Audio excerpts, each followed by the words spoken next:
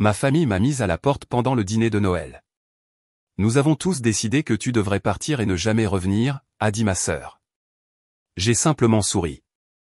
D'accord alors. Je suppose que vous n'aurez pas besoin de ça. Puis, j'ai déchiré une enveloppe et je suis parti. Quand ils ont vu ce que j'avais détruit, ils se sont mis à crier. Les mots m'ont frappé comme de l'eau glacée. Ma sœur Diane s'est levée à la table du dîner de Noël, son verre de vin tremblant légèrement dans sa main, et a annoncé à tout le monde réuni qu'ils avaient tous décidé que je devais partir et ne jamais revenir. Ma mère, Patricia, était assise en silence, fixant son assiette. Mon frère, Marcus, a hoché la tête en signe d'accord. Sa femme, Tara, semblait mal à l'aise, mais n'a rien dit. Le mari de Diane, Greg, a eu un sourire narquois. J'ai senti mon monde s'effondrer. Puis je me suis souvenu de l'enveloppe dans mon sac à main. Je l'ai sortie, j'ai regardé chacun de leurs visages, et je l'ai déchiré en morceaux. Leurs expressions ont instantanément viré à l'horreur. Je suis sorti dans la nuit enneigée de décembre, mes mains tremblaient si fort que je pouvais à peine sortir les clés de ma voiture de la poche de mon manteau. L'air froid me brûlait les poumons alors que je titubais vers mon véhicule, essayant de comprendre ce qui venait de se passer. Derrière moi, j'ai entendu des cris venant de l'intérieur de la maison, mais je ne me suis pas retourné. J'ai juste continué à marcher. Mon téléphone a commencé à sonner avant même que je quitte l'allée. Diane, je l'ai ignoré. Puis Marcus, ignoré. Puis ma mère. J'ai mis le téléphone en mode silencieux et j'ai conduit. Les routes étaient glissantes à cause de la neige fraîche et je devais me concentrer pour garder la voiture stable, mais mon esprit n'arrêtait pas de rejouer ce moment. Le moment où toute ma famille m'a dit que je n'étais plus l'une des leurs. Le moment où ils m'ont mise à la porte le jour de Noël. Le moment où j'ai déchiré cette enveloppe. Cette enveloppe contenait le titre de propriété du complexe hôtelier de notre famille au bord d'un lac dans le nord du Michigan. Une propriété d'une valeur de 3,2 millions de dollars. Un héritage qui appartenait à notre famille depuis 3 générations. Et c'était à moi. Tout à moi. Mon père, Thomas, avait transféré le titre de propriété à mon nom 6 mois avant sa mort. J'étais la seule à l'avoir aidé à gérer le complexe. J'étais la seule à me soucier de préserver ce qu'il avait construit. Mes frères et sœurs avaient toujours vu la propriété comme rien de plus qu'une future rentrée d'argent, quelque chose à vendre un jour pour en partager les bénéfices. Mais mon père savait mieux que ça. Il savait que Diane démolirait l'endroit pour construire des appartements. Il savait que Marcus jouerait sa part au jeu en moins d'1 an. Il savait que notre mère les laisserait faire tout ce qu'ils voudraient, comme elle l'avait toujours fait. Alors il m'a tout donné. J'avais gardé ce secret pendant 2 ans. 2 ans depuis sa mort. 2 ans à endurer leur froideur, leurs reproches, leur colère parce qu'ils me blâmaient pour sa mort. C'est arrivé après que j'ai refusé de donner 50 000 $ à Marcus. Il était venu me voir avec un plan d'investissement ridicule en crypto-monnaie, affirmant qu'il triplerait l'argent en 6 mois. Je lui ai dit non. Je lui ai dit que c'était manifestement une arnaque. Il est allé voir notre père pour lui demander l'argent à la place. Notre père a défendu ma décision. Il a dit à Marcus qu'il était temps de grandir, temps d'arrêter de demander l'aumône, temps d'être responsable. Ils se sont disputés pendant plus d'1 heure. 3 heures plus tard, notre père a eu une crise cardiaque massive. Il est mort dans l'ambulance sur le chemin de l'hôpital. Aux funérailles, Diane m'a prise à part et a dit que c'était de ma faute. Si seulement j'avais donné l'argent à Marcus, rien de tout cela ne serait arrivé. Marcus était d'accord. Même ma mère, accablée de chagrin et épuisée, a hoché la tête quand Diane a dit que je l'avais tué avec mon égoïsme. J'ai essayé de me défendre. J'ai essayé d'expliquer que donner de l'argent à Marcus pour une arnaque n'aurait rien empêché. Mais ils n'ont pas voulu écouter. Dans leur esprit, j'étais la méchante. J'étais la raison pour laquelle notre père était parti. Pendant 2 ans, j'ai enduré. J'ai continué à me présenter aux événements familiaux, espérant qu'il me pardonnerait un jour, espérant qu'il verrait que je n'avais rien fait de mal, espérant que nous pourrions guérir. Ce soir devait être un pas vers la réconciliation. Ma mère m'avait invité au dîner de Noël, et j'avais accepté, pensant que peut-être assez de temps avait passé, peut-être qu'ils étaient prêts à aller de l'avant. Au lieu de ça, à mi-chemin du repas, Diane s'est levée et a fait son annonce. Ils en avaient tous discuté, a-t-elle dit. Ils étaient tous d'accord. Il vaudrait mieux que je ne fasse plus partie de cette famille. Ma présence était trop douloureuse. Je leur rappelais ce qu'ils avaient perdu. Je devrais partir et ne jamais revenir. Je suis resté assise là, figée, alors que chaque personne à cette table hochait la tête en signe d'accord. Même ma mère, surtout ma mère. C'est à ce moment-là que je me suis souvenu de l'enveloppe dans mon sac à main. Je l'avais apportée avec moi parce que j'avais finalement décidé de faire quelque chose de généreux. J'allais leur parler du titre de propriété. J'allais transférer la propriété à une fiducie familiale pour que nous puissions tous la partager. J'allais leur prouver que je n'étais pas égoïste, que je les aimais, que je voulais que nous soyons à nouveau une famille. Mais à ce moment-là, en regardant leur visage, j'ai réalisé la vérité. Ils ne voulaient pas de réconciliation. Ils voulaient que je parte. Ils ne m'avaient jamais pardonné parce qu'ils ne s'étaient jamais blâmés eux-mêmes. Il était plus facile de faire de moi la méchante que d'accepter que notre père était mort d'une crise cardiaque que personne n'aurait pu empêcher. Alors j'ai sorti l'enveloppe, je l'ai brandie, et je l'ai déchirée en morceaux. J'ai laissé les fragments tomber sur la table comme de la neige. Puis je suis parti. Maintenant, assise dans ma voiture à un feu rouge, j'ai regardé mon téléphone. 37 appels manqués. 62 messages textes. J'en ai ouvert un de Diane. Qu'est-ce que tu viens de détruire? J'en ai ouvert un autre de Marcus. Espèce d'idiote. C'était le titre de propriété. L'avocat de papa nous a dit que tu l'avais. Mon sang s'est glacé. Ils savaient. Ils avaient su depuis le début que je possédais le complexe. Tout ce dîner, toute cette mise en scène pour me mettre à la porte. Ce n'était pas une question de deuil ou de douleur. C'était calculé. Ils voulaient que je parte pour pouvoir contester le testament sans que je me défende. Je me suis garé sur un parking, les mains tremblantes, et j'ai fait défiler d'autres messages. Diane encore. Les archives du comté ont brûlé l'année dernière. C'était le titre de propriété original. Tu as rendu la propriété sans valeur. Nous allons te poursuivre en justice pour tout. J'ai senti la bile me monter à la gorge.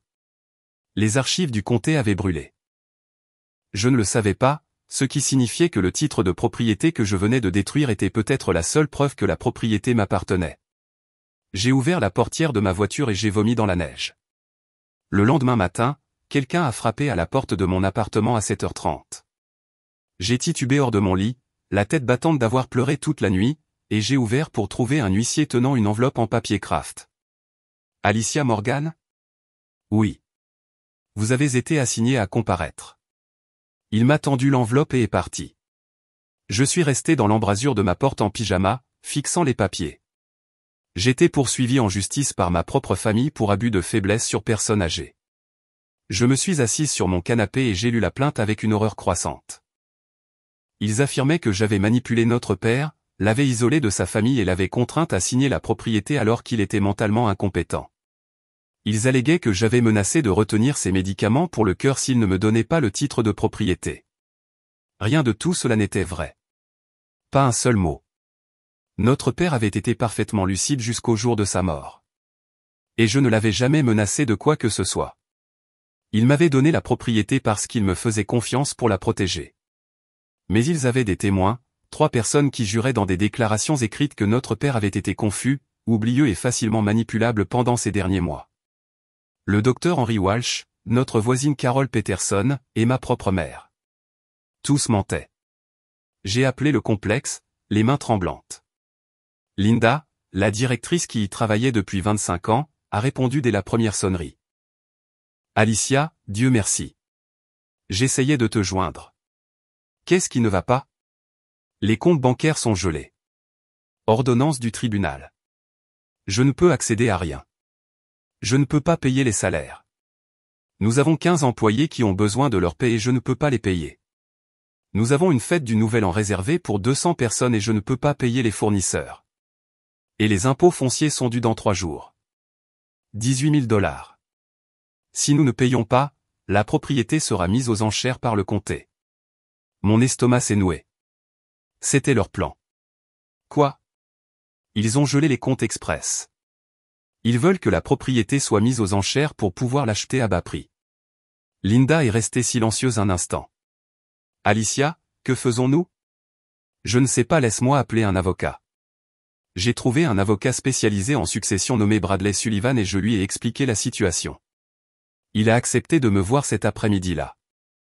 Quand je suis arrivé à son bureau, il a examiné attentivement la plainte, son expression devenant plus sérieuse à chaque page. C'est grave, a-t-il finalement dit. À quel point? Ils ont 3 témoins affirmant que votre père était mentalement incompétent. Même si c'est faux, c'est significatif. Et avec le titre de propriété détruit, nous ne pouvons même pas prouver clairement la propriété. Le tribunal pourrait nommer un administrateur temporaire pendant que tout cela se règle. Et si cela se produit, ce sera probablement votre sœur, puisqu'elle est l'aînée. Ne pouvez-vous pas vous battre? Bien sûr. Mais ce sera coûteux. Nous parlons d'un minimum de $100 000 en frais de justice et l'audience est dans 4 jours. Si le juge croit leurs affirmations, même temporairement, votre sœur prendra le contrôle de tout.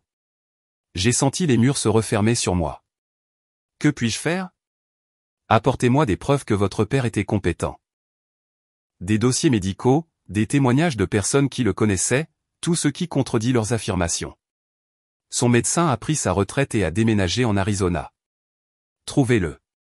Nous avons besoin de lui. J'ai quitté le bureau de Bradley en me sentant désespéré. $100 000. Je n'avais pas ce genre d'argent. Et même si je l'avais, le complexe serait vendu aux enchères avant que l'affaire ne soit résolue. Ce soir-là, je suis monté en voiture jusqu'au complexe. J'avais besoin de le voir pour me rappeler pourquoi je me battais. Le soleil se couchait sur le lac gelé, peignant le ciel d'orange et de rose. Le vieux pavillon se dressait, solide et magnifique, exactement comme mon père l'avait entretenu. Je suis entré et j'ai traversé la salle à manger vide. C'est là que mon père avait passé ses heures les plus heureuses, saluant les clients, racontant des histoires, faisant en sorte que les gens se sentent les bienvenus. C'était son héritage. C'était ce qu'il m'avait confié de protéger. Je lui avais promis que je ne les laisserais jamais le transformer en appartement. J'avais promis, et j'avais déjà échoué. Je suis allé dans l'ancien bureau de mon père, une petite pièce à l'arrière du pavillon qui sentait encore légèrement son eau de Cologne. Tout était exactement comme il l'avait laissé. Sa tasse de café sur le bureau, ses lunettes de lecture, les photographies de nous tous enfants, à l'époque où nous étions encore une vraie famille. Je me suis assise dans son fauteuil et j'ai mis ma tête entre mes mains. Puis j'ai remarqué son vieil ordinateur dans le coin. Il avait refusé de le moderniser, insistant sur le fait qu'il n'avait besoin de rien de sophistiqué. D'un coup, j'ai appuyé sur le bouton d'alimentation. Il a pris vie. L'écran de connexion est apparu. J'ai essayé son mot de passe habituel. Mon anniversaire, 26 avril. Ça a marché. J'ai ouvert ses emails et j'ai commencé à faire défiler les anciens messages. Je ne savais pas ce que je cherchais. Puis j'ai trouvé quelque chose. Un email datant de 8 mois avant sa mort.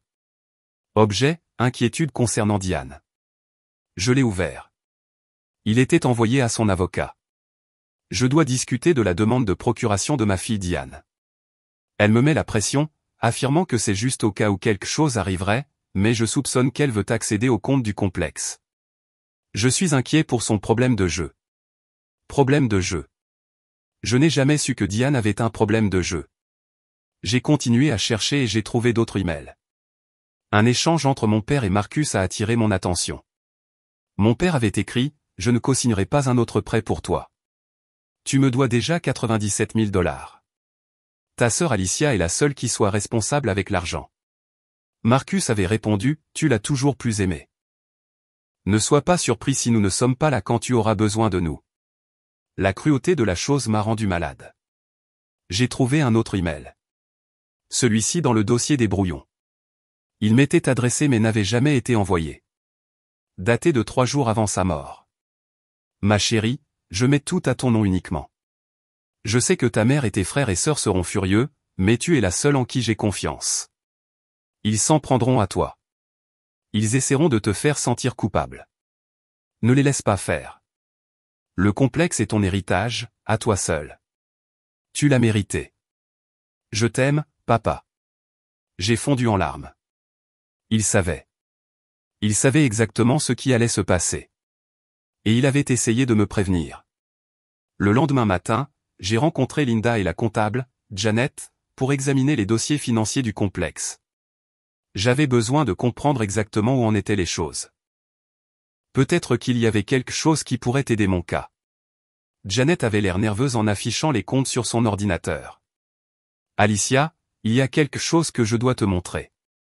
Je ne voulais pas y croire, mais avec tout ce qui se passe, je pense que tu dois savoir. Elle a tourné le moniteur vers moi. Des relevés bancaires montrant des transferts totalisant 230 000 $ au cours des 18 derniers mois. Tous allant sur un compte à mon nom. Un compte que je n'avais jamais ouvert. Qu'est-ce que c'est?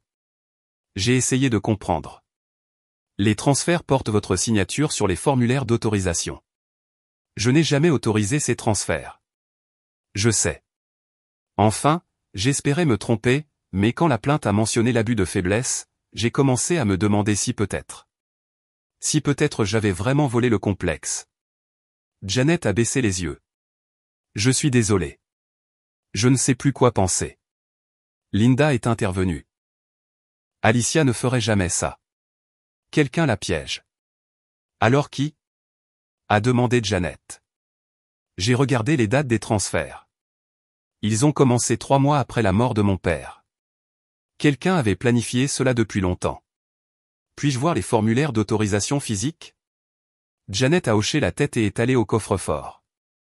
Seules 4 personnes connaissaient la combinaison. Moi, Linda, Janet et Diane.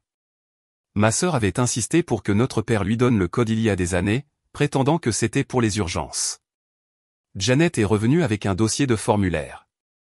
J'ai examiné ma supposée signature sur chacun d'eux. Elle était proche, mais pas tout à fait correcte. La boucle de mon « A » minuscule était différente, et tous les formulaires étaient datés un mardi. J'ai sorti mon téléphone et vérifié mon agenda de travail. Chaque mardi de cette période, j'étais à mon cabinet comptable à Détroit, à 4 heures de route. J'avais des fiches de présence qui pouvaient le prouver. Mais qui penserait à vérifier ça? Il y a autre chose, dit Janet doucement. J'ai reçu un appel ce matin du bureau du procureur du comté. Ils veulent m'interroger sur un détournement de fonds potentiel. Quelqu'un a déposé une plainte pénale contre vous. La pièce a tourné. Diane n'essayait pas seulement de prendre le complexe. Elle essayait de m'envoyer en prison. Mon téléphone a sonné. Bradley, ai-je répondu. Alicia, nous avons un problème.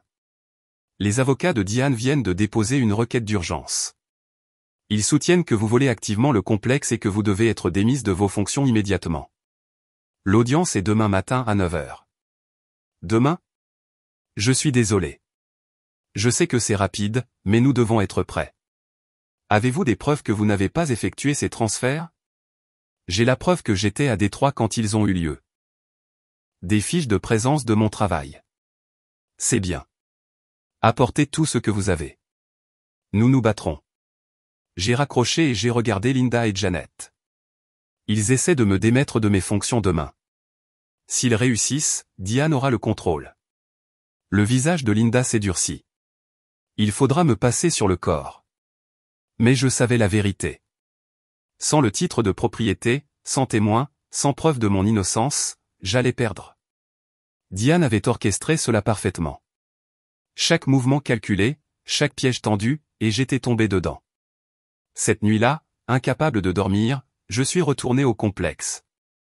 Je me suis assise de nouveau dans le bureau de mon père, entouré de ses affaires, et j'ai pleuré. Je l'avais trahi. Je les avais laissés gagner. Puis j'ai remarqué quelque chose. Une photographie sur son bureau que je n'avais pas vraiment regardée auparavant. Elle datait d'il y a 5 ans, lors d'une réunion de famille. Nous sourions tous. Mon père avait son bras autour de moi. Écrit au dos de sa main, ma fille, la seule qui a tenu sa promesse. Quelle promesse? J'ai réfléchi. Il y a 5 ans, j'avais promis de l'aider à moderniser le système comptable du complexe. Et je l'avais fait.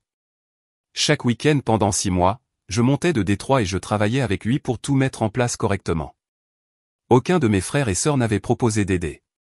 C'est à ce moment-là qu'il a commencé à me confier plus de responsabilités. C'est à ce moment-là qu'il a commencé à me voir comme celle qui perpétuerait son héritage. Et c'est à ce moment-là que Diane et Marcus ont commencé à me en vouloir. Je ne l'avais pas réalisé à l'époque, mais en y repensant maintenant, je pouvais voir comment leurs attitudes avaient changé. Les petites remarques, les roulements d'yeux, la façon dont ils ont arrêté de m'inviter à des choses. Ils me poussaient dehors depuis des années, et j'avais été trop aveugle pour le voir. Le lendemain matin, à 9 heures, je me tenais dans le couloir du palais de justice du comté avec Bradley, attendant que notre affaire soit appelée. Mon estomac se tordait d'anxiété. De l'autre côté du couloir, Diane se tenait avec Marcus, Greg, Tara et notre mère. Tous avec leur avocat, Sheldon Price, un homme en costume coûteux avec la réputation de gagner à tout prix. Diane a croisé mon regard et a souri d'un air narquois. Elle s'est approchée, ses talons claquant sur le sol en marbre. « Tu aurais dû partir quand on te l'a dit », a-t-elle dit doucement. « Maintenant, tu vas tout perdre et aller en prison. »« Papa me faisait confiance », ai-je dit. « Pas à toi. Papa était un sentimental idiot. Ce complexe vaut des millions en droits de développement. Nous avons déjà des acheteurs prêts à le démolir pour construire des appartements de luxe. » Mon cœur s'est serré. Il m'a fait promettre de ne jamais laisser ça arriver. Tes promesses n'ont plus d'importance. Marcus l'a rejointe, souriant. C'en est fini de toi, Alicia. D'ici midi, Diane aura le contrôle, et tu seras sortie de nos vies pour toujours. Avant que je puisse répondre, l'huissier a appelé notre affaire. Nous sommes entrés dans la salle d'audience. Le juge Harold Brennan, un homme à l'air sévère dans la cinquantaine, était assis derrière le banc, examinant des papiers. Sheldon Price s'est levé et a présenté leur cas avec une touche théâtrale. Il m'a dépeinte comme une fille manipulatrice qui avait isolé notre père vulnérable, falsifié des documents, détruit des preuves et volé de l'argent. Il a montré les relevés bancaires. Il a lu les déclarations des témoins, le docteur Walsh, Carol Peterson et ma mère, tous affirmant que notre père était mentalement incompétent. Thomas Morgan présentait des signes clairs de démence dans ces derniers mois. Price a soutenu qu'il était confus, oublieux et facilement manipulé par sa fille, Alicia. Elle a profité de son état mental déclinant pour lui voler son bien le plus précieux. Et lorsque ses crimes étaient sur le point d'être découverts, elle a détruit le seul titre de propriété. C'est une voleuse et une fraudeuse, votre honneur. Mes clients sont les victimes ici. Bradley s'est levé pour présenter notre défense. Il a soutenu que je n'avais jamais ouvert le compte bancaire mystérieux, que j'avais la preuve que j'étais ailleurs lorsque les transferts ont eu lieu, et que la famille avait un mobile financier pour mentir. Il a souligné que le docteur Walsh n'était pas le médecin traitant de notre père et que le vrai médecin de notre père témoignerait qu'il était complètement compétent. Le vrai médecin de Thomas Morgan a pris sa retraite et a déménagé en Arizona. Price a interrompu, commodément indisponible.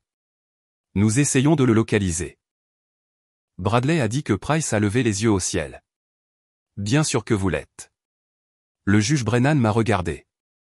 Mademoiselle Morgan, avez-vous le titre de propriété ? Ma gorge s'est serrée. Non, votre honneur. Je l'ai détruit. Un murmure a parcouru la salle d'audience. L'expression du juge s'est assombrie. Pourquoi détruiriez-vous un document aussi important ? Parce que ma famille m'a dit que je ne faisais plus partie de la famille. À ce moment-là, je voulais leur faire du mal comme ils m'en avaient fait. C'était mal, et je le regrette. Le juge m'a étudié un long moment. Mademoiselle Morgan, vos actions ont créé un sérieux problème. Sans le titre de propriété et avec des preuves substantielles suggérant un détournement de fonds, j'ai des inquiétudes quant à votre aptitude à gérer cette propriété. Votre honneur, Bradley est intervenu. Nous demandons du temps pour enquêter sur les allégations de détournement de fonds. Ma cliente maintient qu'elle a été piégée. Plus de retard pendant qu'elle vole plus d'argent, a dit Price. Votre honneur, les employés du complexe n'ont pas été payés. Les impôts fonciers sont dus demain. Cette propriété sera mise aux enchères si quelqu'un ne prend pas le contrôle immédiatement. Le juge Brennan a hoché la tête lentement. Je vais nommer un administrateur temporaire jusqu'à ce que cette affaire soit résolue. Diane Morgan, en tant qu'aînée et cohéritière, vous aurez 60 jours pour gérer la propriété pendant que nous enquêtons sur ces allégations. J'ai eu l'impression d'avoir reçu un coup de poing dans l'estomac. Non, cela ne pouvait pas arriver. Le sourire de Diane était triomphant. Le juge a frappé de son marteau. L'audience est levée. Alors que tout le monde sortait, Bradley m'a prise à part dans une salle de conférence vide. Je dois te dire quelque chose. J'ai enregistré cette conversation dans le couloir avant que nous entrions. Quelle conversation ? Quand Diane a admis qu'ils avaient des acheteurs prêts à démolir le complexe, cela contredit directement son témoignage sur sa volonté de préserver l'héritage de votre père. Pouvons-nous l'utiliser? Peut-être. Cela montre sa véritable intention, mais ce n'est pas suffisant pour annuler la décision du juge. Nous avons besoin de plus. Il a posé sa main sur mon épaule.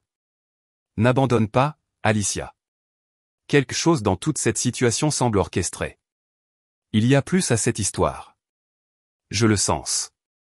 Cet après-midi-là, j'ai reçu un appel de Linda. Elle pleurait. Diane m'a renvoyé.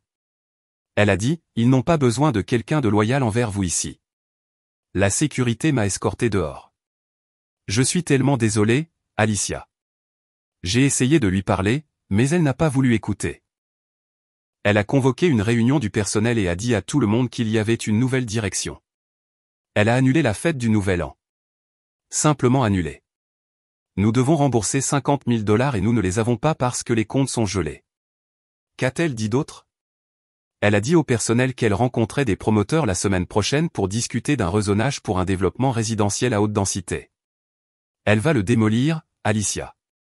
Tout ce que ton père a construit, tout ce qu'il aimait, elle va le détruire. Je suis restée assise dans mon appartement cette nuit-là, fixant le plafond, me sentant complètement vaincue. En moins de 24 heures, j'avais tout perdu. Le complexe, la bataille juridique, ma famille et l'héritage de mon père. Puis mon téléphone a sonné avec une notification de mail. L'expéditeur était indiqué comme anonyme. Objet, vous devez voir ça. Je l'ai ouvert. Il y avait une photo en pièce jointe. Elle montrait ce qui ressemblait à une page de registre manuscrite. Le titre disait « Remboursement de prêt à des créanciers chinois ». En dessous se trouvaient des dates et des montants. 50 000 en mars, 75 000 en juin, 100 000 en septembre.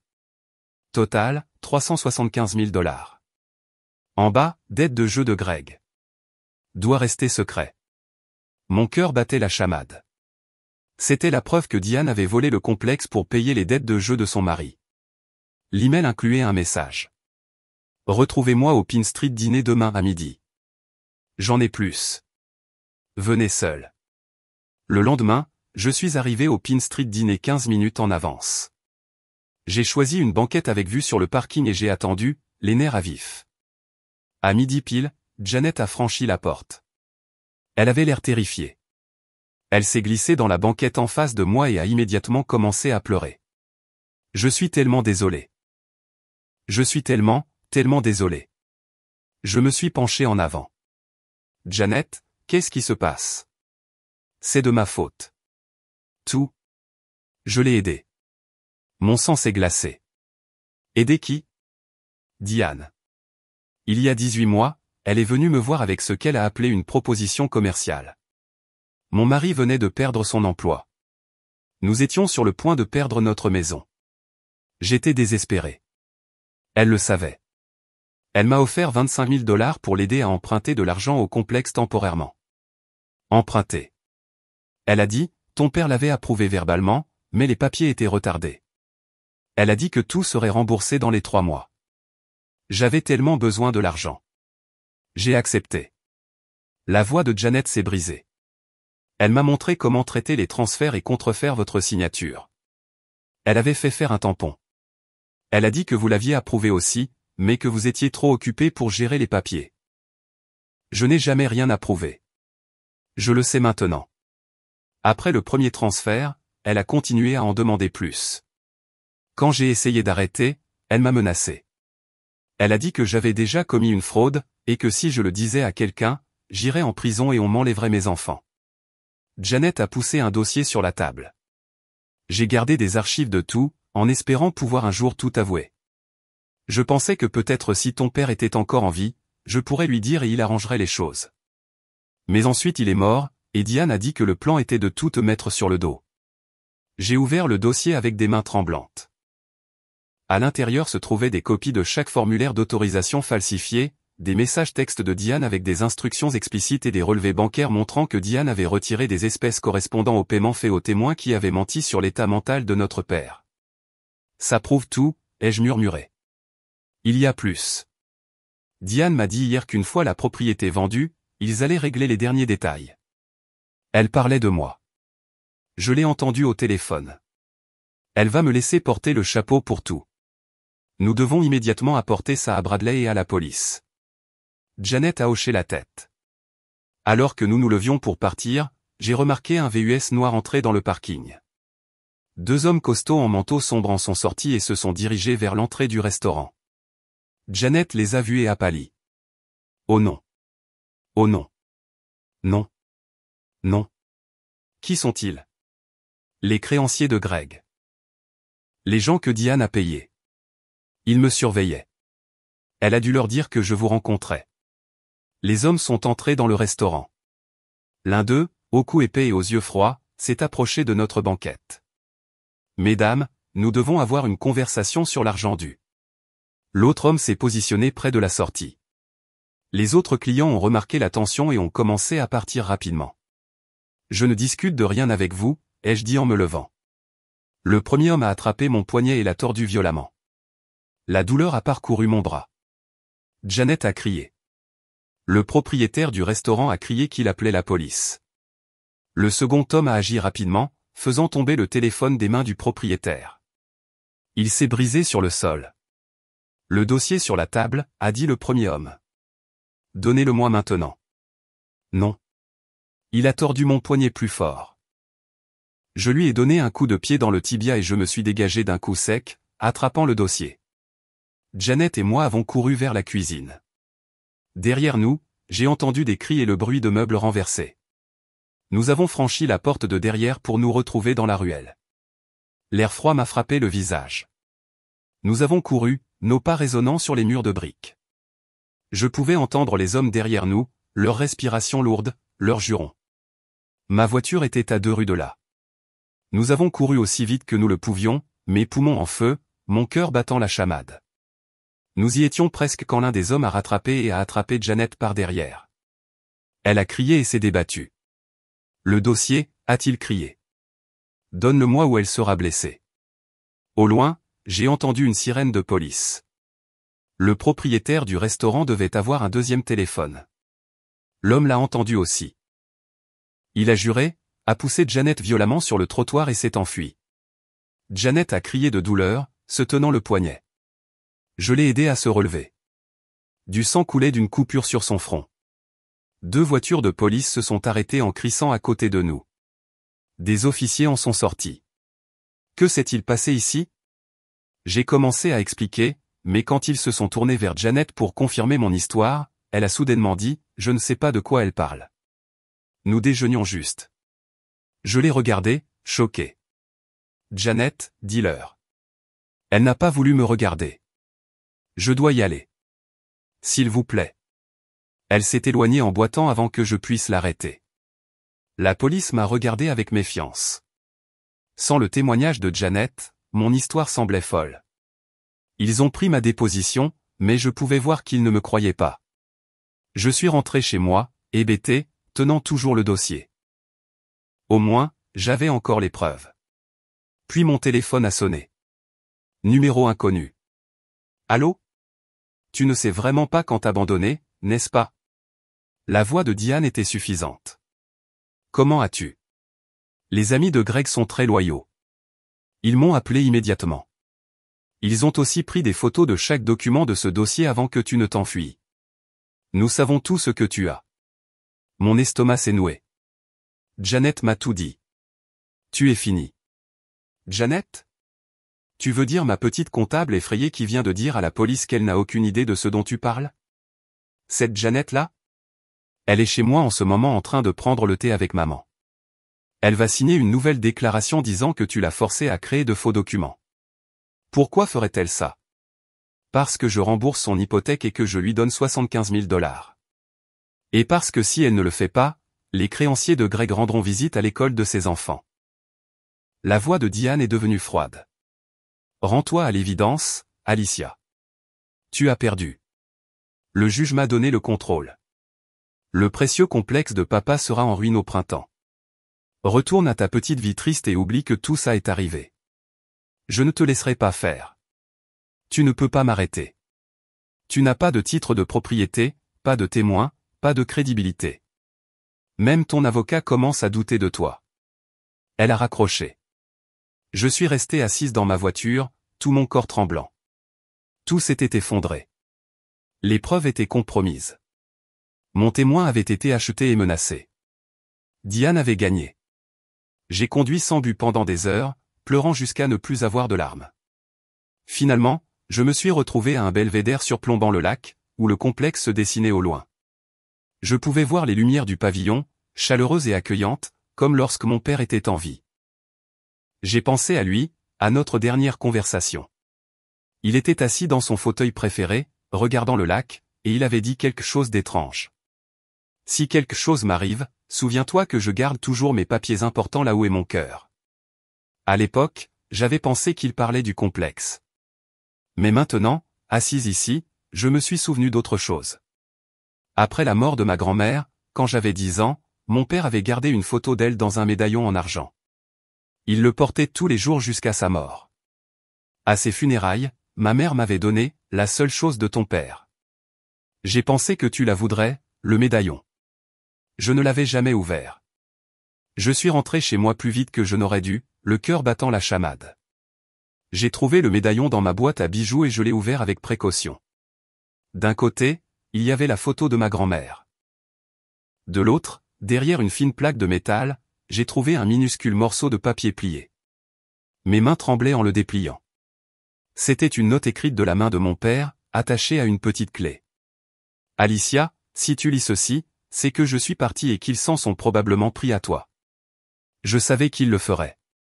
Coffre-fort 847. First National Bank of Detroit. Tout ce dont tu as besoin est à l'intérieur. Nom d'utilisateur, Alicia Strong. Mot de passe, ton anniversaire 0426. Je t'aime. Ne fais confiance à personne d'autre, papa. Le lendemain matin, j'étais à la banque à son ouverture. Je leur ai donné la clé et ma pièce d'identité. Ils m'ont conduite à la salle des coffres et m'ont laissé seul avec le coffre 847. À l'intérieur, j'ai trouvé une enveloppe ignifugée contenant une copie du titre de propriété, une clé USB intitulée « Regarde ça d'abord », un épais dossier de documents financiers et une lettre adressée aux autorités. J'ai tout emporté dans une salle de consultation privée et j'ai branché la clé USB sur mon ordinateur portable. Un fichier vidéo est apparu, daté de 3 semaines avant la mort de mon père.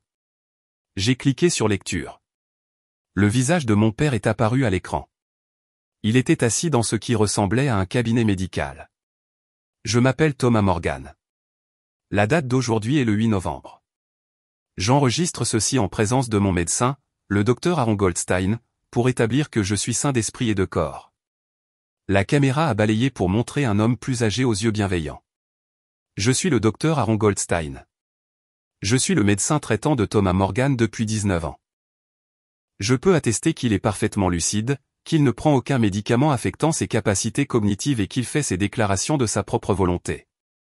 Mon père a continué, j'enregistre ceci parce que j'ai pris conscience que ma fille Diane et mon fils Marcus prévoient de contester mon testament après ma mort. Ils pensent que je donne trop à Alicia. Ils ont tort. Je donne tout à Alicia parce qu'elle est la seule à le mériter. Il a tout expliqué. L'addiction au jeu de Diane et ses vols précédents. Les 97 000 $ de prêts non remboursés de Marcus. Le comportement complice de ma mère. Il a parlé de la façon dont seul moi avais travaillé dur, vécu de manière responsable et me souciais sincèrement de l'héritage familial. Je cache des copies de tous les documents importants parce que je crois que Diane essaiera de détruire les preuves. J'ai appris qu'elle a demandé à mes amis de mentir sur mon état mental, affirmant que je suis confus ou manipulé. C'est faux. Je choisis de donner le complexe à Alicia parce que je lui fais confiance. Elle l'a mérité. Puis il a regardé directement la caméra, directement vers moi. Alicia, si tu regardes ça, ça veut dire qu'ils s'en sont pris à toi comme je savais qu'ils le feraient. Ne recule pas. Tu as tous les droits sur cette propriété. Je suis si fier de toi. Tu es la seule à avoir tenu ta promesse de m'aider à entretenir le complexe. Tu es la seule à m'avoir rendu visite quand j'étais malade. Tu es la seule qui m'aimait, pas mon argent. Le complexe est à toi. Batte-toi pour lui. Je t'aime, ma chérie. La vidéo s'est terminée. Je sanglotais si fort que je pouvais à peine respirer. J'ai ouvert le dossier de documents financiers. À l'intérieur se trouvaient des relevés bancaires montrant que Diane avait détourné 83 000 $ de son père il y a 5 ans. Des documents de prêt prouvant que Marcus devait 97 000 $. Un rapport d'enquêteur privé détaillant les dettes de jeu de Greg et ses liens avec le crime organisé. Des preuves que Diane avait essayé de faire déclarer notre père incompétent 6 mois avant sa mort. Des copies de messages textes où Diane discutait de se débarrasser de moi et de prendre le contrôle des biens. La lettre aux autorités exposait tout ce que mon père savait, nommant chaque personne qu'il soupçonnait de mentir pour le compte de Diane. Il avait prédit presque exactement ce qui allait se passer. À la fin, il a écrit « Si ma fille Alicia est accusée de quoi que ce soit, c'est faux. Diane a tout orchestré. S'il vous plaît, croyez Alicia. C'est la bonne. » J'ai immédiatement appelé Bradley. Je l'ai.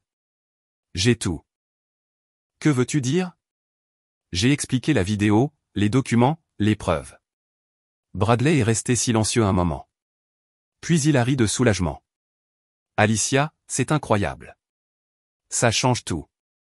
Nous pouvons déposer une requête d'urgence pour annuler l'ordonnance du juge immédiatement. Nous pouvons faire démettre Diane de ses fonctions et te réintégrer en tant que propriétaire. Et les accusations criminelles. Avec ces preuves, ils accuseront Diane à la place. Votre père avait tout prévu. Il vous a protégé. À quelle vitesse pouvons-nous agir? Je peux déposer la requête aujourd'hui. Nous pourrions obtenir une audience d'urgence dès demain. Mais Alicia, une fois que nous aurons déposé, Diane saura que quelque chose se passe. Elle pourrait tenter quelque chose de désespéré. J'ai pensé à la vidéo de mon père, à sa foi en moi, à sa planification minutieuse pour protéger ce que nous aimions tous les deux. Déposez-la. J'en ai assez d'avoir peur. Cet après-midi-là, Bradley a déposé la requête d'urgence avec toutes les preuves jointes. Moins d'une heure plus tard, mon téléphone a sonné. Numéro inconnu. J'ai répondu. Tu te crois si maline? La voix de Marcus était pâteuse à cause de l'alcool. Tu crois que tu as gagné? On brûlera ce complexe jusqu'aux fondations avant de te le laisser. Marcus, maman nous a toujours plus aimés. Papa était un imbécile. Tu vas regretter ça. Il a raccroché. J'ai immédiatement appelé le complexe. Pas de réponse. J'ai appelé Sam Reynolds, le chef des pompiers que je connaissais depuis des années grâce au complexe. Sam, c'est Alicia Morgan. Pouvez-vous envoyer quelqu'un passer devant le complexe? Je crains que ma famille n'essaie quelque chose. Quel genre de quelque chose? S'il vous plaît, vérifiez. S'il vous plaît. 10 minutes plus tard, Sam a rappelé. Sa voix était urgente. Alicia, tu dois venir ici maintenant. Il y a de la fumée. J'ai conduit à 145 km/h sur l'autoroute, les jointures blanches sur le volant. Quand je suis arrivé au complexe, le parking était plein de véhicules d'urgence, leurs gyrophares clignotant en rouge et bleu dans l'obscurité. Des camions de pompiers, des voitures de police, une ambulance. J'ai sauté de ma voiture et j'ai couru vers le pavillon. Le bâtiment des bureaux à côté fumait, mais le feu semblait éteint. Les pompiers pulvérisaient encore de l'eau sur la structure.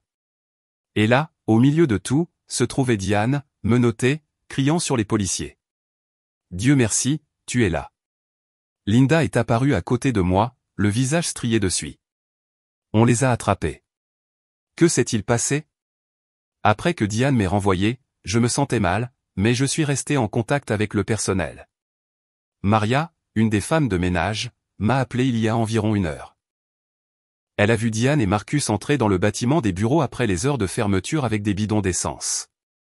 J'ai appelé les pompiers et je suis venu aussi vite que j'ai pu. Quand nous sommes arrivés, ils avaient déjà mis le feu à la salle des archives où se trouvent tous les dossiers financiers, mais nous l'avons éteint avec des extincteurs avant qu'ils ne puissent se propager. Sam Reynolds s'est approché, le visage sombre. Alicia, votre sœur a été arrêtée pour incendie criminel. Elle a admis qu'elle essayait de détruire des dossiers commerciaux.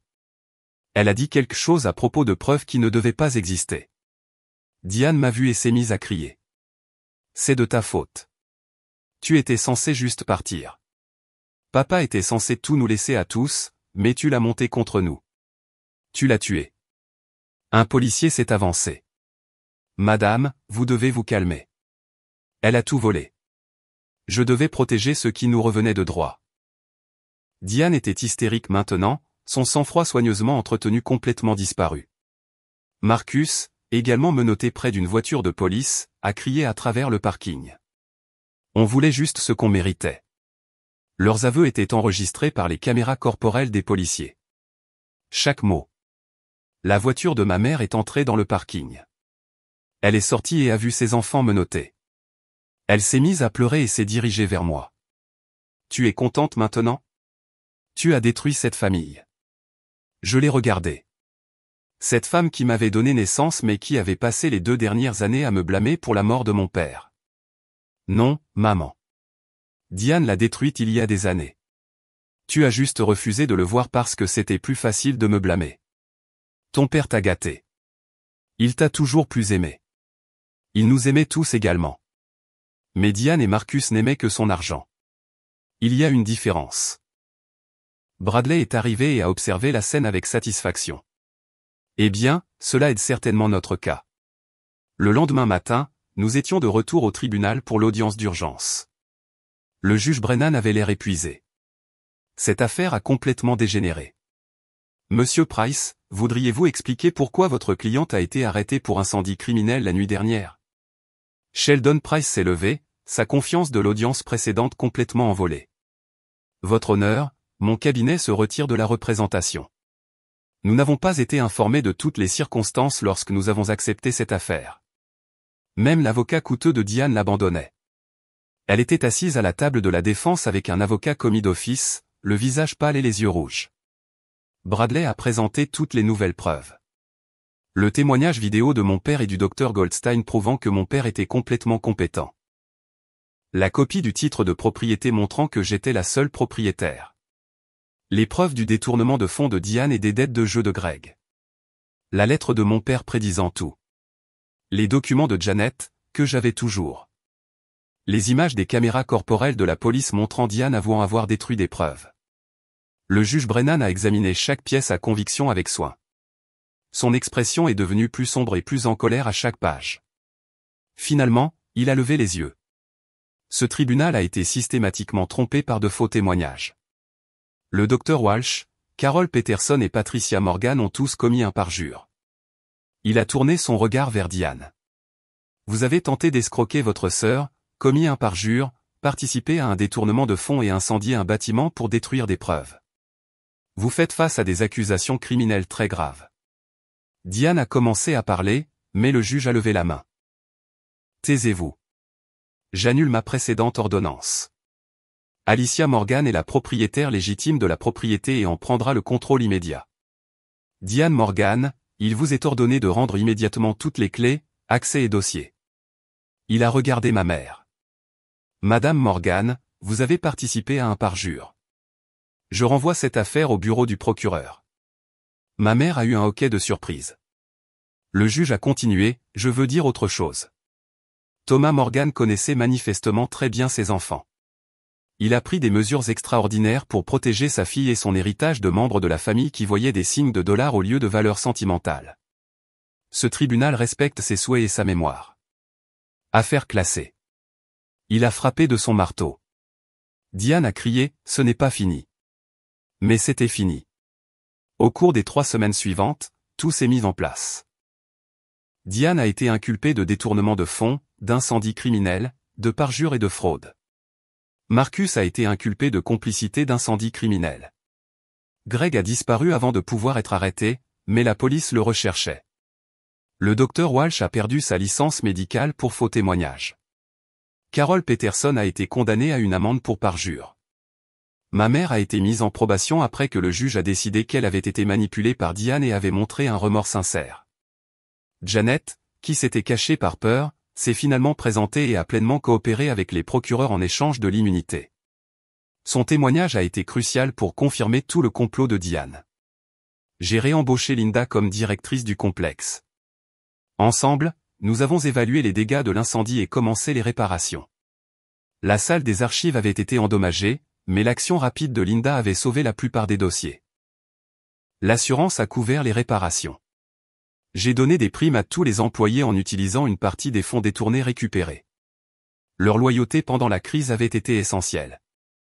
La fête du Nouvel An a été reportée au 15 janvier, et elle a été spectaculaire.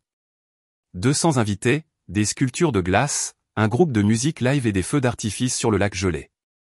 Pendant la fête, je me tenais sur la terrasse surplombant le lac, regardant les lumières danser sur la glace. Linda m'a rejointe. « Ton père serait si fier de toi », a-t-elle dit. « Je l'espère. Je le sais. Tu t'es battu pour son rêve.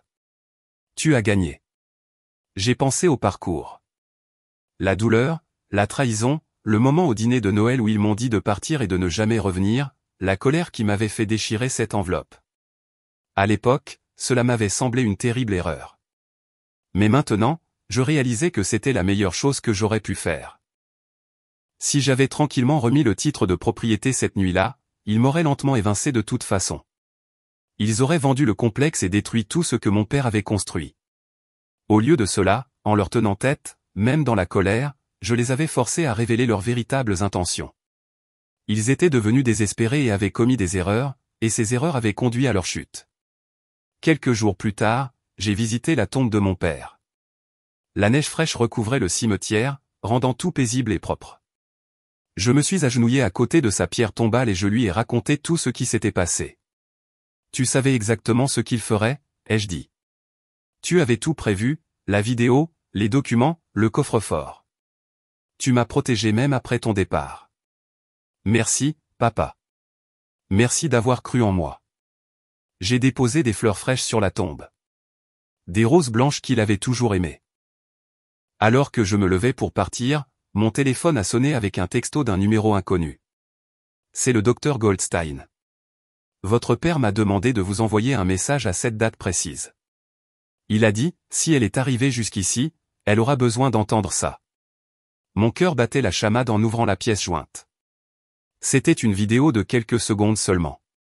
Le visage de mon père est apparu à l'écran. Alicia, si tu regardes ça, ça veut dire que tu t'es battue pour le complexe et que tu as gagné.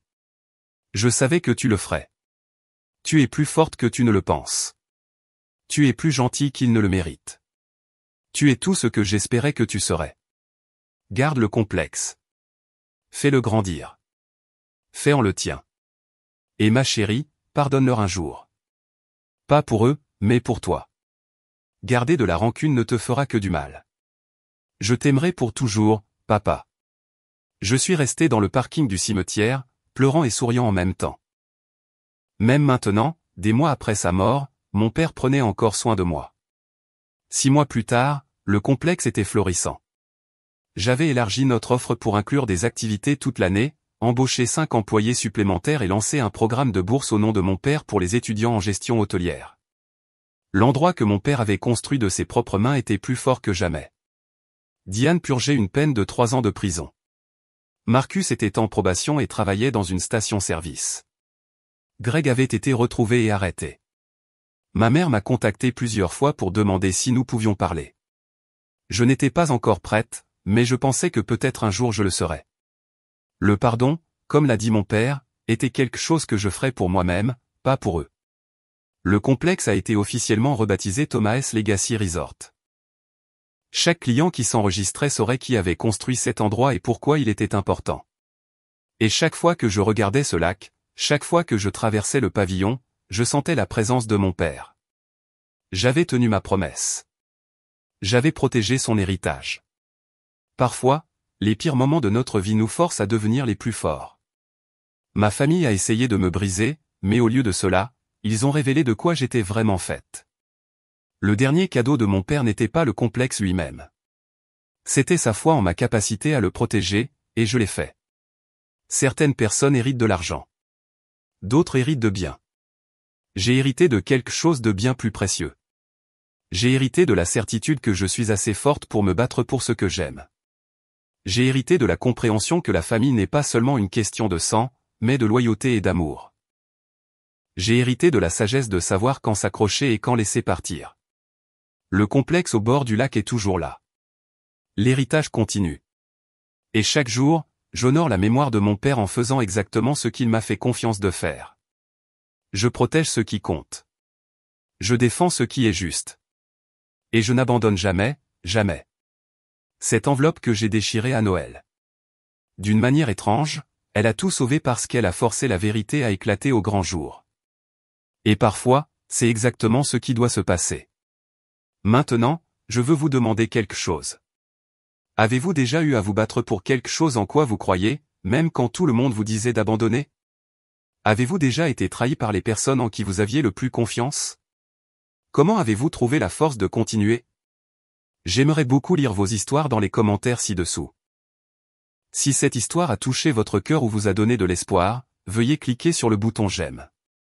Abonnez-vous à cette chaîne pour plus d'histoires sur la façon de surmonter des obstacles impossibles et de trouver la force dans les moments les plus sombres.